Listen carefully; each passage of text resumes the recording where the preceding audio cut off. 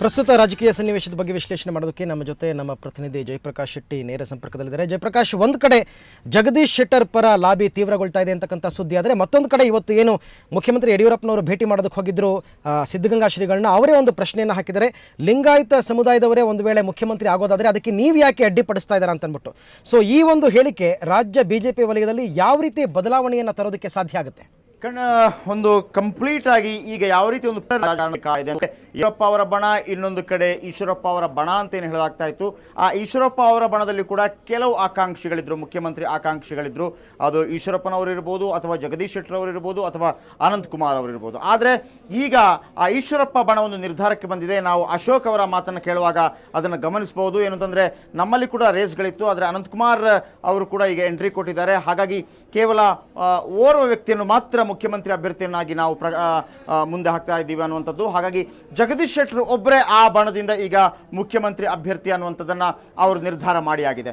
ಮೊನ್ನೆ ಒಂದು ವಿಚಾರಕ್ಕೆ ಬರುವಾಗ, ಇಲ್ಲಿ ತನಕ 64 ಶಾಸಕರು ಸಹಿ ಹಾಕಿದ ಒಂದು ಪತ್ರವನ್ನು ವರಿಷ್ಠರಿಗೆ ಕೊಟ್ಟಿದ್ರು ಅನ್ನುವಂಥ ಮಾತನ್ನು ಯಡಿಯೂರಪ್ಪ ಬಣ ಹೇಳ್ತಾ ಇತ್ತು. ಆದರೆ ಇವತ್ತು ಮುರುಗೇಶ್ ನಿರಾಣಿ ಅವರ ಹೇಳಿಕೆಯನ್ನು ಗಮನಿಸಿ, 56 ಶಾಸಕರು ನಮ್ಮ ಜೊತೆ ಇದ್ದಾರೆ ಅನ್ನುವಂಥದ್ದು. ಹಾಗಿದ್ರೆ ಉಳಿದ 8 ಶಾಸಕರು ಯಾರು?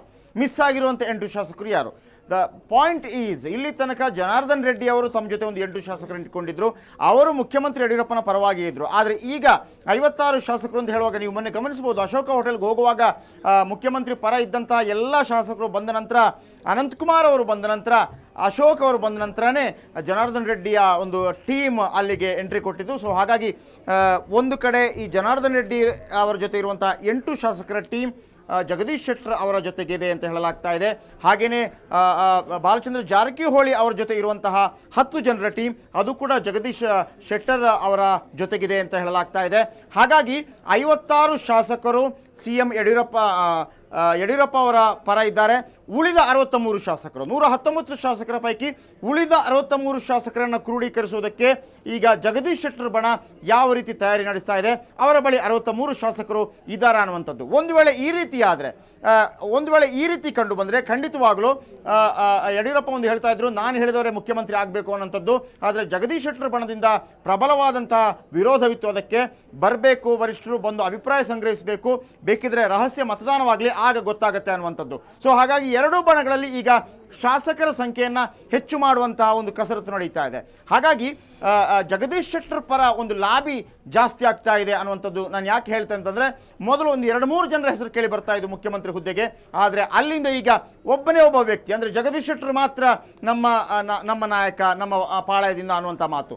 ಇದರ ಜೊತೆಗೇನೆ ಬಹಳ ಪ್ರಮುಖವಾಗಿರುವಂಥ ಅಂಶ, ಇಡೀ ರಾಜ್ಯ ರಾಜಕಾರಣದಲ್ಲಿ ಒಂದು ಟ್ವಿಸ್ಟ್ ಕೊಡುವಂಥ ಅಂಶ, ಇವತ್ತು ಸಿದ್ಧಗಂಗಾ ಶ್ರೀಗಳನ್ನು ಮುಖ್ಯಮಂತ್ರಿ ಆಗಿದ್ದಂತಹ, ಅಂದರೆ ಮಾಜಿ ಮುಖ್ಯಮಂತ್ರಿ ಯಡಿಯೂರಪ್ಪನವರು ಇವತ್ತು ಭೇಟಿಯಾದಂಥ ಸಂದರ್ಭದಲ್ಲಿ ಮೊನ್ನೆ ಸೋಮಣ್ಣ ಅವರು ಕೂಡ ಭೇಟಿಯಾದರು, ಇವತ್ತು ಯಡಿಯೂರಪ್ಪನವರು ಭೇಟಿಯಾದರು. ಆ ಸಂದರ್ಭದಲ್ಲಿ ಸಿದ್ಧಗಂಗಾ ಶ್ರೀಗಳು ಒಂದು ಮಾತನ್ನು ಹೇಳಿದ್ದಾರೆ ಯಡಿಯೂರಪ್ಪನವರಿಗೆ ಅನ್ನುವಂಥ ಮಾತುಗಳು ಕೇಳಿ ಬರ್ತಾ ಇದೆ. ಅದೇನು ಅಂತಂದರೆ, ವೀರಶೈವ ಸಮುದಾಯದ ಒಬ್ಬರು ಮುಖ್ಯಮಂತ್ರಿ ಆಗುವುದಿದ್ರೆ ನಿಮ್ಮ ಅಡ್ಡಿ ಯಾಕೆ ಅನ್ನುವಂಥ ಮಾತನ್ನು ಹೇಳಿದ್ದಾರೆ ಅನ್ನುವಂಥದ್ದು.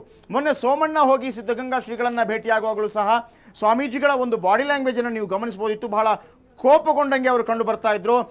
ಸೋಮಣ್ಣನವರ ಬಗ್ಗೆ ಸ್ವಲ್ಪ ಕೋಪಗೊಂಡಂಗೆ ಅವರು ಕಂಡು ಬರ್ತಾ ಇದ್ರು. ಸೊ ಹಾಗಾಗಿ ಇವತ್ತು ಯಡಿಯೂರಪ್ಪನವರು ಸ್ವಾಮೀಜಿಗಳನ್ನು ಭೇಟಿಯಾದಾಗ ಆ ಮಾತನ್ನು ಹೇಳಿದ್ದಾರೆ ಅನ್ನುವಂಥ ಮಾತುಗಳು ಕೇಳಿ ಬರ್ತಾ ಇದೆ. ಒಂದು ವೇಳೆ ಇದು ನಿಜವೇ ಆಗಿದ್ರೆ, ಯಾಕಂತಂದ್ರೆ ಯಡಿಯೂರಪ್ಪನವರು ಮುಖ್ಯಮಂತ್ರಿ ಆದಾಗ, ಸಂಕಷ್ಟಗಳು ಬಂದಾಗ ಪ್ರತಿ ಸಲವೂ ಕೂಡ ಸಿದ್ಧಗಂಗಾ ಮಠಕ್ಕೆ ಹೋಗಿ ಅವರ ಸಲಹೆಗಳನ್ನು ಪಡೆದು ಅವರ ಆಶೀರ್ವಾದವನ್ನು ಪಡೆದೇ ಬರ್ತಾರೆ.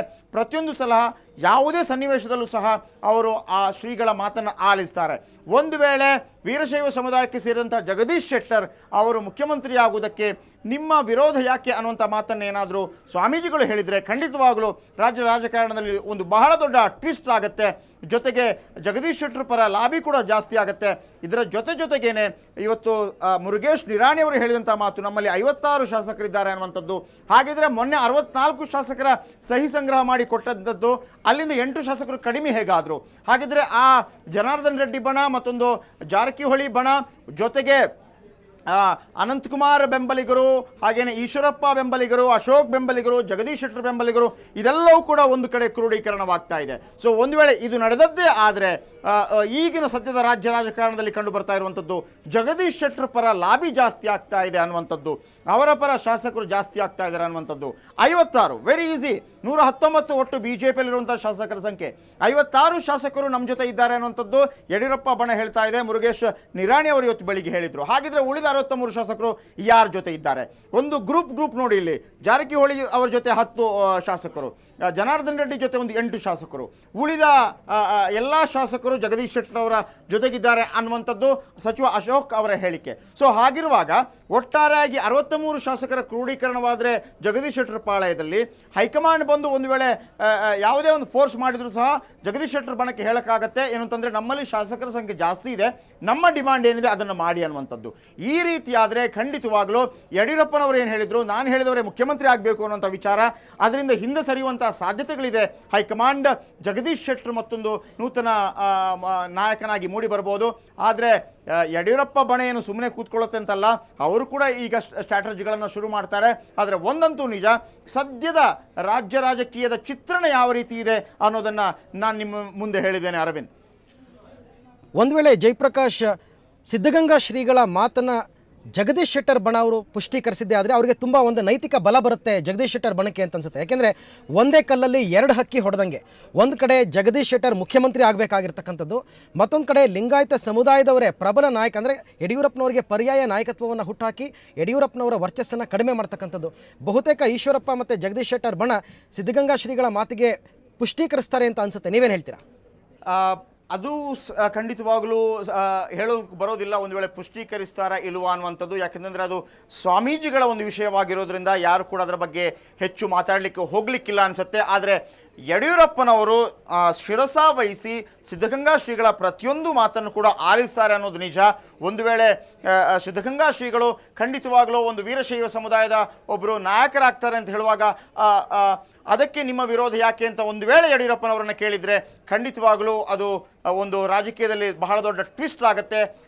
ಜಗದೀಶ್ ಶೆಟ್ಟರ್ ಅವರ ಪಾಲಿಗೆ ಅದು ಒಂದು ಪಾಸಿಟಿವ್ ಅಂಶವಾಗುತ್ತೆ, ಅದರಲ್ಲಿ 2 ಮಾತಿಲ್ಲ.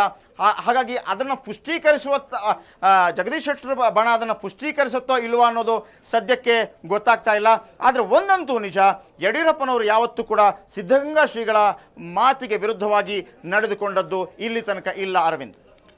ಓಕೆ, ಜಯಪ್ರಕಾಶ್, ನಮ್ಮ ಪ್ರತಿನಿಧಿ ಜಯಪ್ರಕಾಶ್ ಶೆಟ್ಟಿ ಅವರು ಒಂದು ರೀತಿಯಲ್ಲಿ ವಿಶ್ಲೇಷಣೆ ಮಾಡೋ ಪ್ರಕಾರ ಬಹುತೇಕ ಜಗದೀಶ್ ಶೆಟ್ಟರ್ ಅವರ ಪರವಾಗಿ ಇರ್ತಕ್ಕಂಥ ಲಾಬಿ ಜಾಸ್ತಿ ಆಗ್ತಾ ಇದೆ. ಅದರ ಜೊತೆಗೆ ಸಿದ್ಧಗಂಗಾ ಶ್ರೀಗಳು ತಮ್ಮ ಸಮುದಾಯದವರೇ ಯಾಕೆ CM ಆದರೆ ಅದಕ್ಕೆ ನೀವು ಅಡ್ಡಿಪಡಿಸ್ತೀರ ಅಂತ ಅಂದ್ಬಿಟ್ಟು ಯಾವತ್ತೂ ಕೂಡ ಯಡಿಯೂರಪ್ಪನವರು ಸಿದ್ಧಗಂಗಾ ಶ್ರೀಗಳನ್ನ ಮಾತನ್ನು ಎತ್ತಾಕಿಲ್ಲ. ಹಾಗಾಗಿ ಅವರ ಮಾತಿಗೆ ಮನ್ನಣೆಯನ್ನು ಕೊಡೋದೇ ಆದರೆ ಜಗದೀಶ್ ಶೆಟ್ಟರ್ ಅವರು ಬಹುತೇಕ ಮುಂದಿನ ಮುಖ್ಯಮಂತ್ರಿ ಆಗಬಹುದು. ಆದರೆ ಯಡಿಯೂರಪ್ಪ ಅವರ ಬಣದಲ್ಲಿ ಇರತಕ್ಕಂಥ ಶಾಸಕರ ಮುಂದಿನ ನಡೆ ಏನು, ಅವರು ಯಾರಿಗೆ ಬೆಂಬಲವನ್ನು ವ್ಯಕ್ತಪಡಿಸ್ತಾರೆ, ಅವರು ಮುಂದೆ ಯಾವ ರೀತಿ ತೀರ್ಮಾನಗಳನ್ನ ಕೈಗೊಳ್ತಾರೆ, ಇದರ ಜೊತೆಗೆ ಇವತ್ತು ಸಾಯಂಕಾಲ BJP ವರಿಷ್ಠರು ಬರ್ತಾ ಇದ್ದಾರೆ, ಅವರು ಏನು ತೀರ್ಮಾನವನ್ನು ತಗೊಳ್ತಾರೆ ಅಂತಕ್ಕಂಥ ಮೇಲೆ ಮುಂದಿನ CM ಯಾರು ಅಂತಕ್ಕಂಥದ್ದು ನಿರ್ಧಾರ ಆಗುತ್ತೆ.